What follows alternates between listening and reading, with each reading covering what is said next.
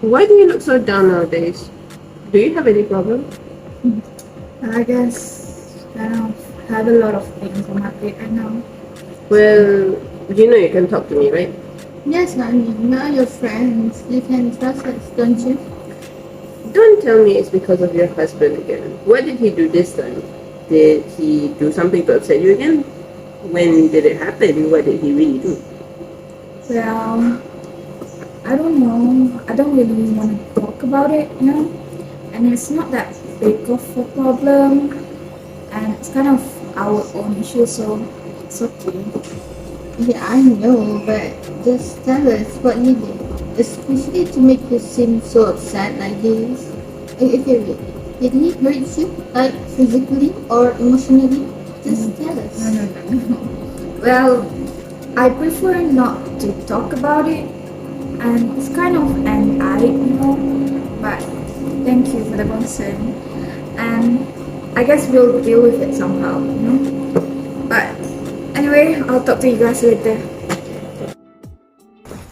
Yeah, long time no see. How have you been? Hey, hi, honey, Hamida. I am good, alhamdulillah. Thank you for asking. You know what? It's been 2 years since the last time we met you at convocation. What do you do now? I mean, are you working right now or seeking a job? About that, actually, I am working as a teacher at the moment. So, yeah, I no longer need to worry about being jobless. Okay, so I heard that teachers they get paid quite well. So if I may ask, okay, how much is your salary right now? Yeah, I'm curious too. Who knows, I might change my profession after hearing about your salary. Actually, I don't prefer saying the exact amount though, but maybe I can say that it is enough for me to pay PT and back while covering my expenses and savings. Okay.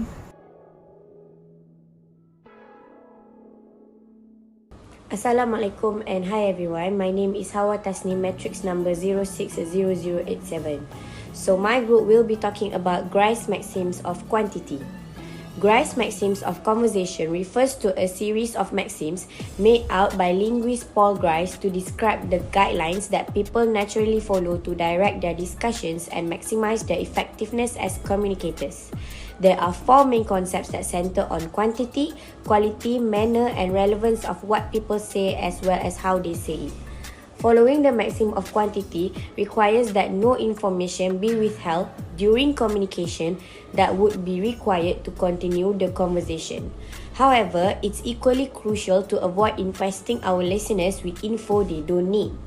This maxim should be followed when conversing by make your contribution to the discussion as informative as necessary and don't contribute more informatively than necessary. The maxims of quality and quantity are the two that are most frequently violated. When someone withholds fact that another person wishes to know, the maxim of quantity is broken. When someone does not completely respond to a question, usually out of obtuseness or even annoyance, the maxim of quantity is violated. For example, Speaker A, do you know if there is any food in the fridge? Speaker B, yes, I do know. This example shows that Speaker B is withholding information from Speaker A, in this instance, violating the maxim of quantity. Because everyone in the conversation is aware that no information is being provided, this scenario is a flout rather than a violation. There are a few research that propose Christ's maxim theory are linked with the Islamic rule of conversation. According to Romida 2018, the theory that was proposed by Christ has already been applied in Islam 600 years ago, according to the teaching based on the Islamic holy book, which is the Quran and also Hadith. This statement can be seen in the scenes that was shown before. In the first scene, Hani refused to give more information regarding her marriage problem. Hani mentioned aib. Aib can be referred as something shameful. In Islam, information that is private and personal should not be disclosed to others. Meanwhile, in the second scene, it can be seen that Fatiha is not quite comfortable with the question. Fatiha decided not to disclose the information about her salary, as boasting and being proud about her salary could be seen as boasting, and boasting is something that is frowned upon in Islam. Based on these findings, it can be concluded that the Grice-Maxim theory are certainly based on the Islamic moral teaching. That is all from our group. Thank you.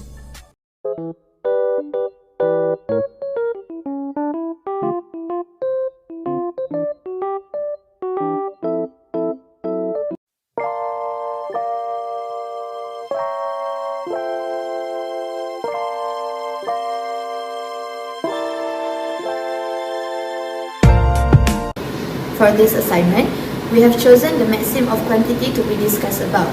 It is one of the 4 collections of maxims proposed by linguist Paul Grice to describe principles that people intuitively follow in order to guide their conversations, as well as to make their communicative efforts effective. The maxim of quantity concerns the amount of information shared in conversations, where your input must be as informative as is needed, and you must supply as much information as is necessary by providing all the information required for the current discussion. One way to illustrate the relationship between utterances and what is understood from them is by using the Grecian maxims. The principle is meant to be a description of how individuals typically behave in conversation, despite being expressed as a prescriptive mandate. So, according to Jeffries in 2010, Grice Maxims is encapsulating the assumptions that we prototypically hold when we engage in conversation.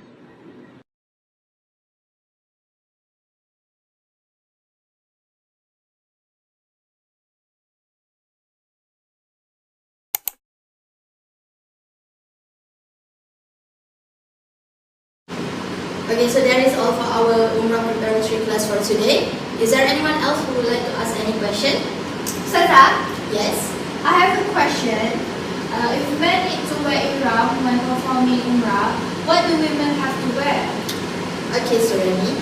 So, women, they don't have anything specific they have to wear. Obviously, they need to cover their aura. They need to wear hijab and wear something baggy. Actually, they don't have to cover their face or their hands. So, the regular clothes are fine. Ah, I see. Thank you for the answer, Sarah. Okay, so if there's nothing else, we will meet on next week, okay? Thank you. Thank you, Sarah.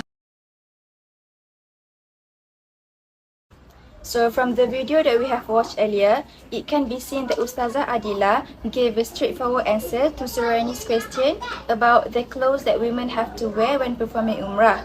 So Ustazah Adila's answer complies with Grice's maxim of quantity because she managed to give a clear and concise answer to the question without including any unnecessary information that is unrelated about the question. This is because, according to Grice, speakers should provide their interlocutors with as much information as necessary, but not more, as Rubio Fernandez stated in 2019 that the Grecian tradition's core pragmatic accounts are founded on informativity, which is the quantity of knowledge that is required to create interactions in a particular context. From the video, the response given by Ustazah Adila to the interrogator meets the purpose of the conversation, as she contributes only as much information as is required, not excessive or inadequate, by answering that women don't have any specific clothes that they have to wear when performing Umrah, as long as they cover their aura by wearing hijab and baggy clothes. However, for people who are new to Islam and who are not much exposed to the knowledge of Islam, Ustazah Adila's answer might not fully comply with the maxim of quantity and thus violates the maxim. So it will be further explained by Ain in the next section. So according to Cutting 2002, the maxim of quantity is violated when a speaker fails to provide sufficient information about the whole picture or the topic being discussed. Grice states, people may quietly or unostentatiously violate a maxim which can sometimes mislead someone who hears them. So in the situation given or the video shown, Ustazah Adila's response to Suryani's answer on woman Umrah attire appears to violate the maxim of quantity, especially to people who are new to Islam. So this is because Ustazah Adila just stated that women need to cover their aurah and have to wear a hijab and something baggy without hiding their face or hands. And the answer given are not as detailed as possible to some interlocutor, and some people in the class may become confused as to which part of the hands they need to cover and whether they must wear a hand sock or not, as Ustazah Adila just merely said hands without providing a thorough explanation. So Suryani or the interlocutor might also think that it is okay to wear hijab upper from the chest as long as they covers their hair without showing any skin. According to Islamic teaching, women are required to cover their bodies, particularly their chests, as a matter of modesty, Surah An-Nur verse 31, and let their veils reach his breast. Allah subhanahu wa ta'ala commands. The majority of experts agree that Muslim women must cover their entire bodies, particularly their chests, with the exception of their faces and palms. Therefore, Ustazah Adila should inform Suryani about this assertion by mentioning a verse from Surah An-Nur. Ustazah Adila should also clarify to Suryani and the class that only the palms of the hands may be displayed, while all the other parts of the hands must be covered, in order to avoid misconceptions to newcomers in Islam. The response where Ustazah stated that women should not cover their hands and faces is accurate. However, the maxim of quantity will not be violated if Ustazah Adila gives references and elaborates on complete evidence from Islamic sources rather than providing a quick response. In conclusion, the interplay of Christ's maxims are indeed manifestations of Islam's teachings in producing truthful conversations if the speaker know how to employ them.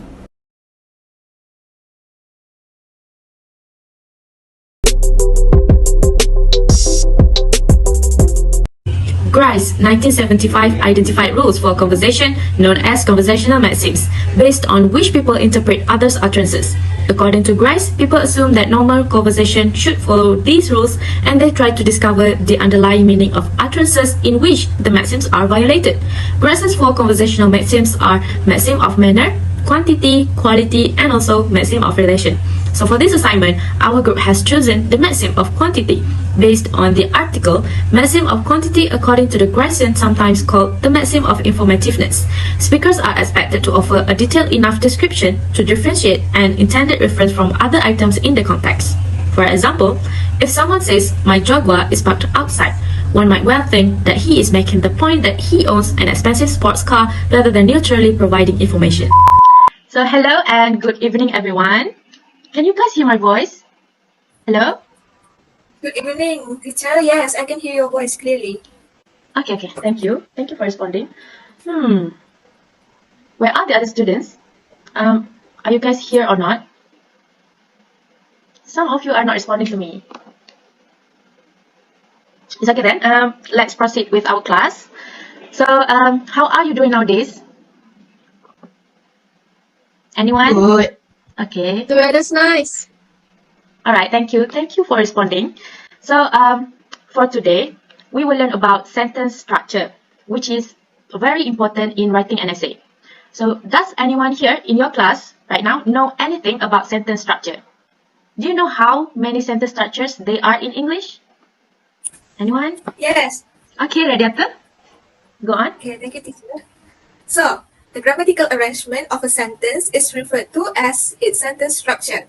Our narrating sentence structure specifies where the noun and the verb are placed in each sentence. So, the way we write or speak in a sentence relies on the language we are using. Sentences can be broken down into 4 categories, which is simple, compound, complex, and compound complex. Independent and dependent clauses, conjunctions, and subordinators are used to define each sentence. That's all. Oh, okay. Great answer, Radiatul. So, yes, that is true. There are 4 types altogether, which are the first one is simple, the second one is compound, the third one is complex, and lastly, the fourth one is compound complex sentence. Alright, now for the exercise, I will show you guys some sentences on my screen, and I want to pick someone to answer what type of sentence structure it is. So, is it okay with you guys? Yes. Okay, the first one, I kicked the ball and it hit Tom. Amalia Christina, can you answer me? What type of sentence is this? Teacher, my internet is not stable. I think I need to check the connection, teacher. Alright then. So it's okay. I'll give the answer then. So for this sentence, the answer is compound sentence. So moving on to the next sentence. Okay, next sentence is Tom cried because the ball hit him. So this one is a bit tricky, but I guess you can definitely know what the type of it. So for this one, let me choose Bibi. Bibi, are you here? Please answer this question. Well, teacher, I guess it has one independent clause. That's all I know, teacher. I'm sorry. Okay, nice try, Bibi. So for this sentence, it is a complex sentence, okay? Okay, Bibi, complex sentence? Okay, the next one is a bit difficult. The sentence sounds like this. Tom cried because the ball hit him and I apologized immediately. So, I don't want to choose, but I want anyone who can volunteer to answer this question, please. Yes, I would like to try. Oh, okay, Radiatul. Sure, go on. So Tom cried because the ball hit him, and I apologized immediately. I think this is one independent clause and one or more dependent clauses. That's great. Thank you for the answer. Rice 1975 asserted that we must provide or respond details or information that is equally informative to the culprit in order to obey with the maximum of quantity. As a result, we should include everything that is required for the current exchange and not omit anything significant. In order to put the maximum of quantity into practice, the individual must be as informative as possible and only provide the information that is necessary. Based on the preceding footage from the online classes, we can observe Radiatul communicating with the teacher quite effectively. When the teacher inquired if they could hear her voice clearly, Radiatul quickly responded with clarification, stating that she could hear the teacher's voice clearly, while the other student remained mute rather than responding to the teacher's simple question. Furthermore, during the exercise session, Radiatul was able to correctly answer the teacher's question. Since she answered the question precisely in accordance with what was only necessary, she was able to mostly obey and comply with the maximum quantity during the discussion with the teacher. Thus, there was no flouting or violating. Big man in a suit of armor. Take that off. What are you? Genius, billionaire, playboy, philanthropist. According to Grice, violation takes place when speakers intentionally refrain themselves to apply certain maxim in their conversation to cause misunderstanding on the participant's part or to achieve some other purpose. When someone violates the maxim, they tend to avoid giving honest reaction, but they make sure that it is not obvious that they are lying or trying to change the topic. For example, in the previous situation, the teacher asks how the students are doing, and there are one student who answers in short, but also using a weird tone. Another example is when the teacher mentioned her name to answer this question, she tried to change the topic and end up not answering the question. The answer she gave is totally not relevant to the answer that the teacher expected. One explanation for this response could be that the students intended to doubt the question because she might not know the real answer.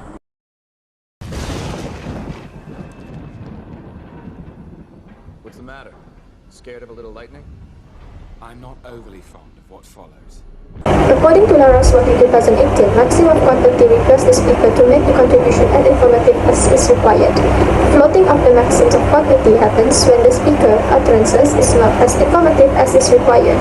This means that the utterances are more informative or less informative than it is needed.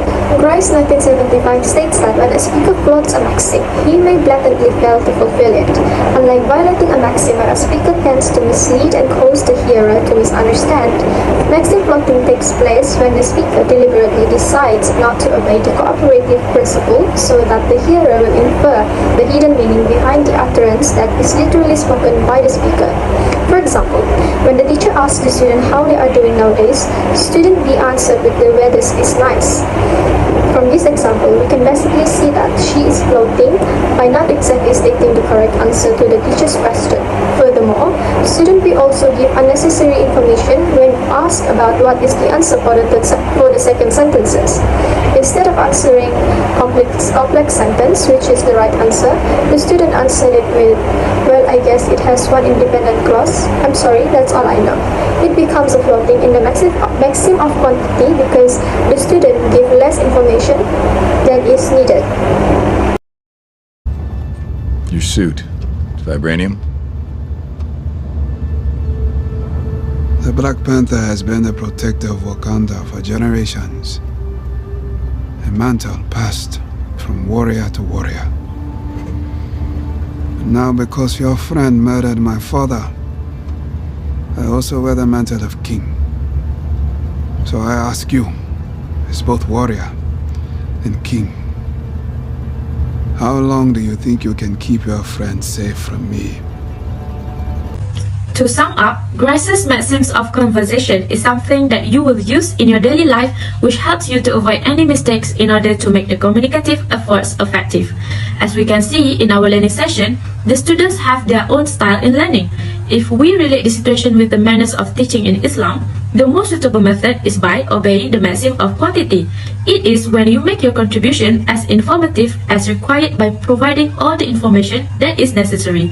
In Islam, we as a student need to contribute and respond to our teacher politely, especially during online session, as the first manner in seeking knowledge is to respect the teacher. As from hadith of the Prophet Muhammad SAW, "Waqiru man tata'allamuna minhu," which means honor the person you learn from. That's all from our group. Thank you for watching.